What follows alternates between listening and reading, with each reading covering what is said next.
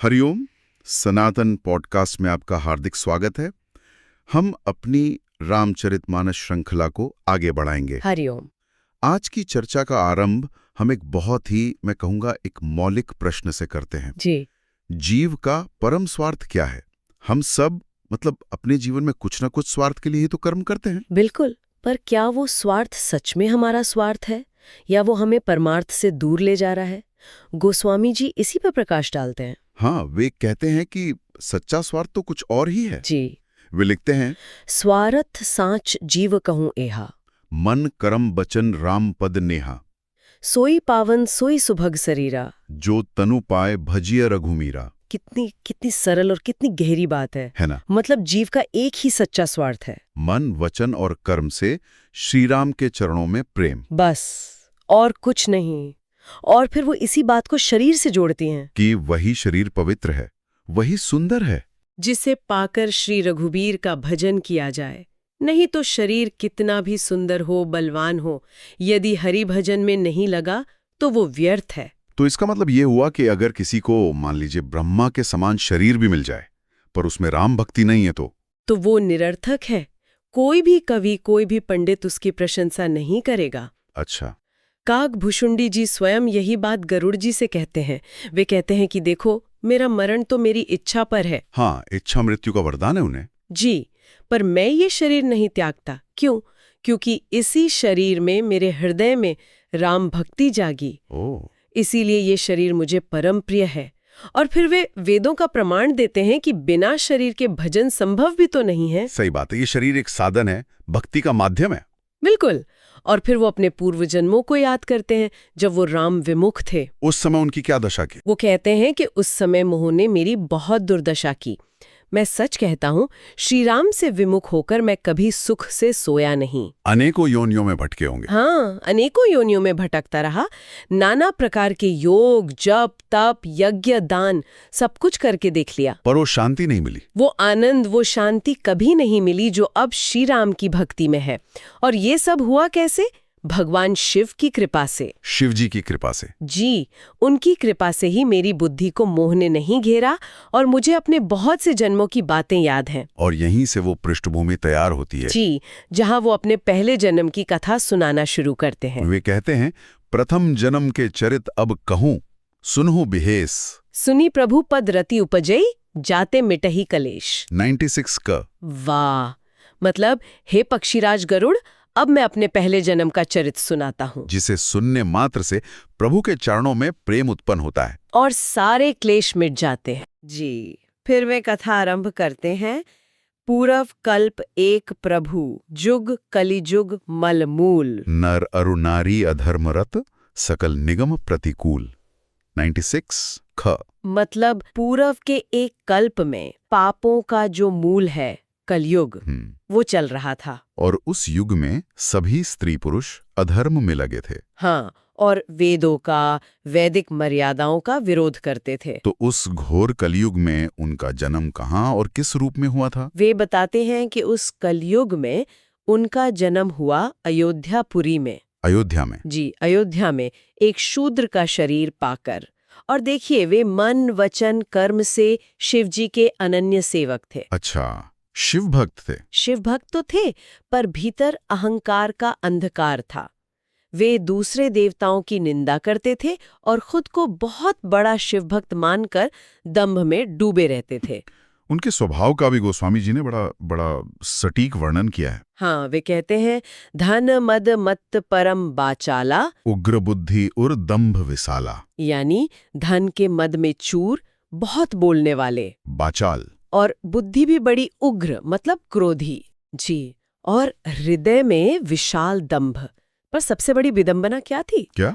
यद्यपि रहेऊं रघुपति रजधानी, तदपि न कछु महिमा तब जानी। ओहो, मतलब रहते तो श्री राम रघुनाथ जी की राजधानी अयोध्या में थे, पर उसकी महिमा को बिल्कुल नहीं जानते थे। यही तो मोह है, हीरे की खान में बैठकर उसे पत्थर समझना। बिल्कुल। वे कहते हैं कि अब जाके मैंने अवध का प्रभाव जाना है। वेद, पुराण, शास्त्र सब एक स्वर में कहते हैं कि जो अयोध्या में बस जाता है वो कभी न कभी श्री राम परायण हो ही जाता है। जी, पर जीव अवध का सच्चा प्रभाव तभी जानता है जब धनुषधारी श्री राम स्वयं उसके हृदय में बसते हैं। उस समय तो भुशुंडी के हृदय में दम बसा था। हाँ, तो वे अयोध्या में रहकर भी उसके महत्व को, उसकी दिव्यता को समझ ही नहीं पाए। फिर वे उस कलयुग का और भी विस्तार से वर्णन करते हैं। समाज कैसा था, समय कैसा था। जी, और वो एक बहुत ही, मैं कहूंगी, एक अंधकारमय युग का चित्रण है। क्या कहते हैं वे? कलिमल ग्रसे धर्म सब लुप्त भये सद्ग्रंथ। दम्भिन निजमति कल्प करी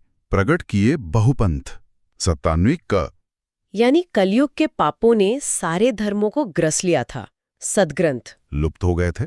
और दंभियों ने, अहंकारी लोगों ने अपनी बुद्धि से कल्पना करके बहुत से नए नए पंथ बना दिए, जिनका कोई शास्त्रीय आधार नहीं था। बिल्कुल।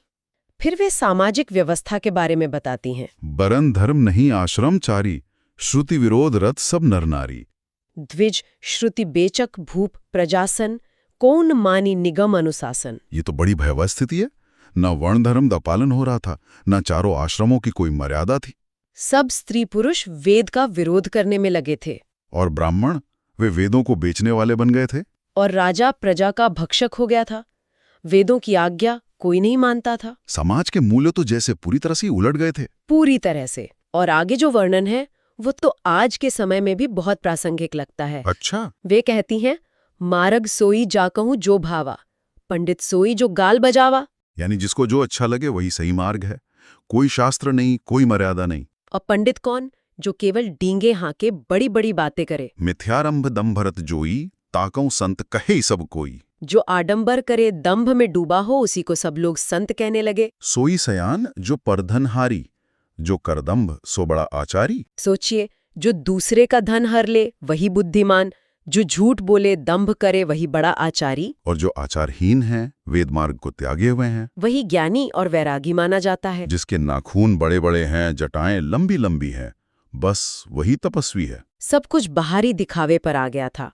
आंतरिक शुद्धि का, ज्ञान का, सदाचार का कोई मूल्य ही नहीं रहा। ये तो पाखंड की पराकाष्ठा है। जी। वे आगे और भी बताती हैं, जो अमंगल वेश धारण करें और जो भक्ष्य अभक्ष्य, मतलब खाने योग्य और न खाने योग्य सब कुछ खा लें, वही योगी और सिद्ध माने जाते थे। हाँ, समाज में गौरव किसका होता था?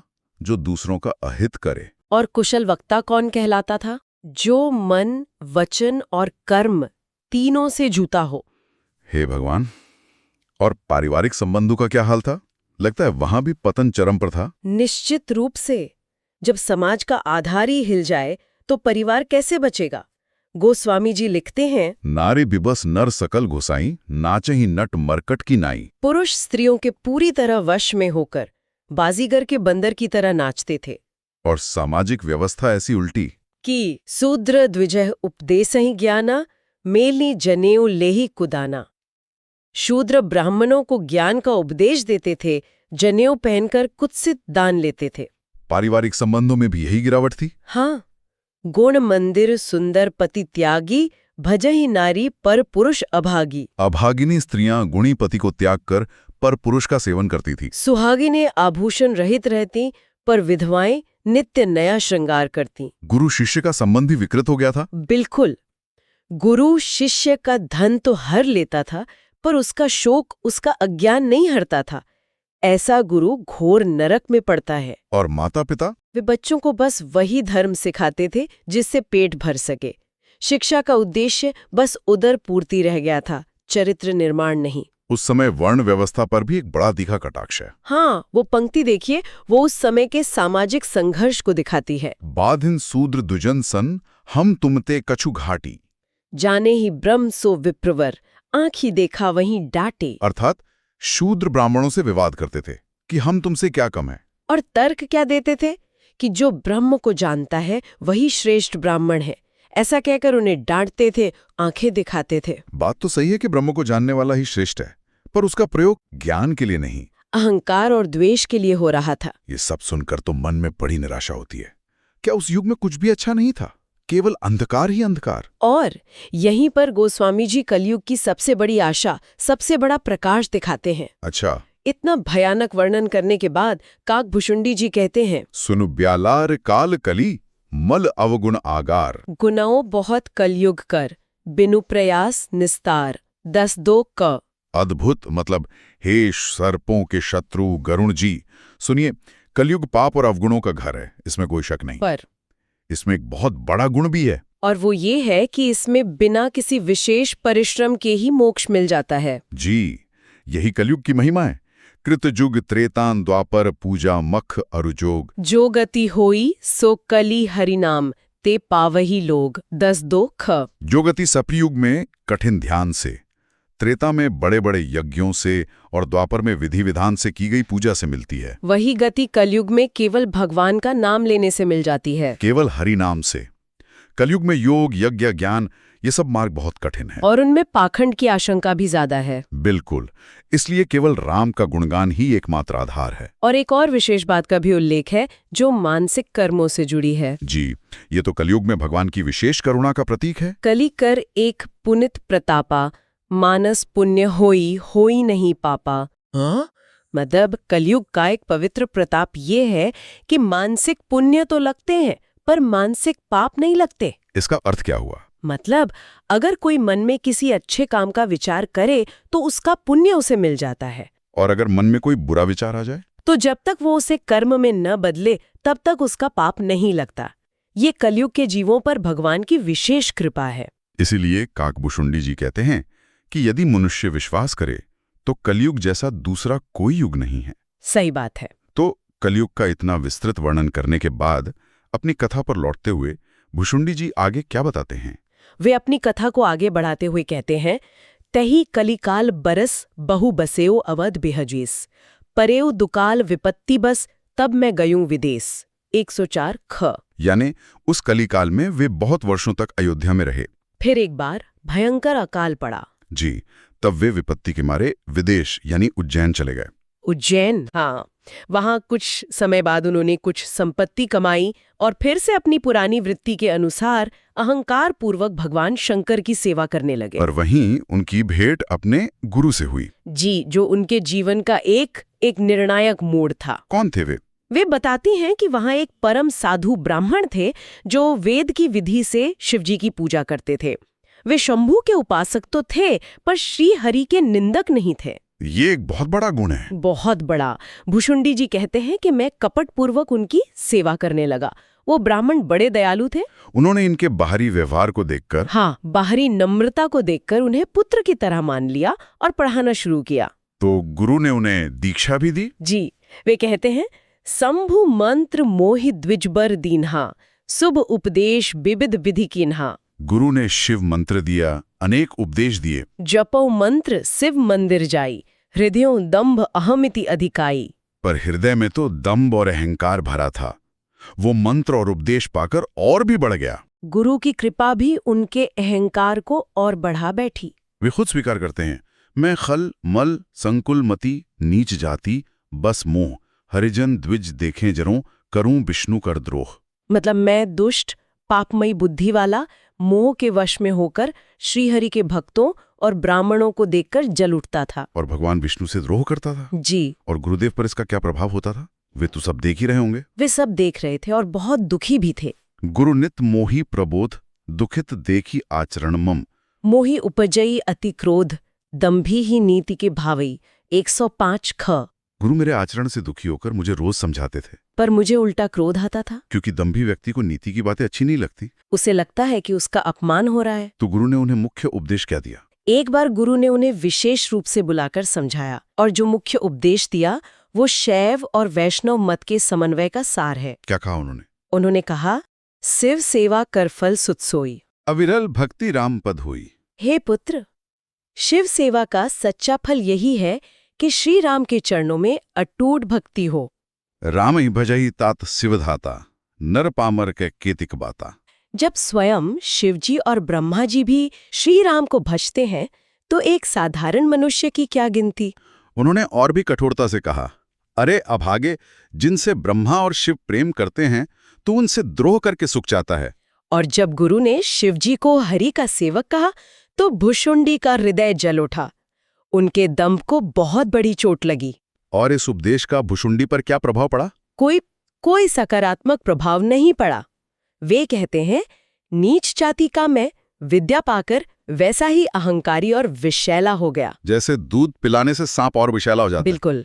ज्ञान जब अहंकार से मिलता है तो वो जहर बन जाता है। वे कुटिल, भाग्यहीन, दिन रात अपने गुरु से ही द्रोह करते रहे। जबकि गुरु अत्यंत दयालु थे। वे उन्हें बार बार अच्छी शिक्षा देते रहे, पर उनका अहंकार इतना प्रबल था कि वे उस ज्ञान को ग्रहण ही नहीं कर पाए, और यहीं से उनके पतन की अगली कथा आरंभ होती है।